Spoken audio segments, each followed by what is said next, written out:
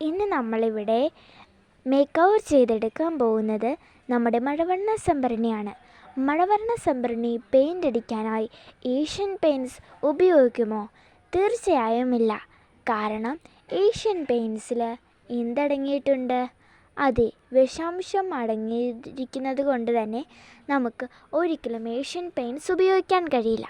അപ്പോൾ എന്താണ് ഉപയോഗിക്കുക, എന്തുകൊണ്ടായിരിക്കും അടിക്കുക എന്നൊക്കെ കാണണ്ടേ? വാ നമുക്ക് കാണാം. നമ്മുടെ കക്കാപ്പൊടി അഥവാ കുമ്മായം പൊടിയാണ് ഇതിനായി നമ്മൾ ഉപയോഗിക്കുന്നത്. അത് ചൂടുവെള്ളത്തിൽ ആ പൊടി എല്ലാം ചേർക്കാം. ആ പൊടിയോട് ചേർത്ത് അതിലേക്ക് നല്ല ചൂടുവെള്ളം ഒഴിച്ച ശേഷം ഇത് ഇളക്കാവുന്നതാണ്. ഇത് നമ്മുടെ സാദാ ബ്രഷിലേക്ക് നിങ്ങൾക്ക് ഇഷ്ടമുള്ള ബ്രഷ് ഉപയോഗിക്കാം.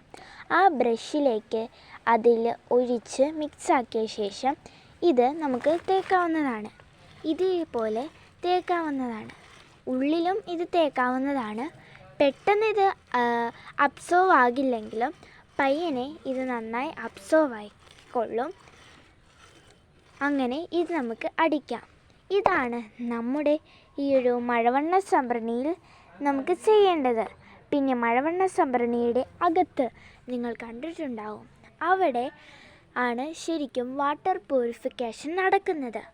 അവിടെ നമുക്ക് എന്താണ് യൂസ് ചെയ്യേണ്ടത്? നമ്മൾ ആദ്യമേ തന്നെ ഇത് പണിതപ്പോൾ തന്നെ ഉള്ള സാധനങ്ങൾ തന്നെ അതിൽ വെച്ച് കഴിഞ്ഞിട്ടുണ്ടെങ്കിൽ അത് ഉറപ്പായിട്ടും അഴുക്ക് വെള്ളമായി വരുന്നതാണ്.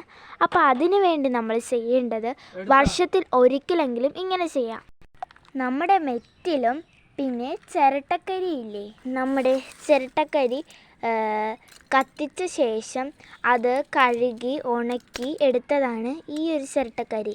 ഇതും അതിൻ്റെ അകത്തേക്ക് നമുക്ക് ഇടാവുന്നതാണ്. അപ്പോൾ ഇത് പെയിൻ്റ് അടിക്കാനായി ഇതെല്ലാമാണ് ആവശ്യം. ഈ നല്ല വീഡിയോ നിങ്ങൾക്ക് ഇഷ്ടപ്പെട്ടെങ്കിൽ ഒന്നും ചെയ്യണ്ട, വെറുതെ ഇരുന്നാൽ മതി.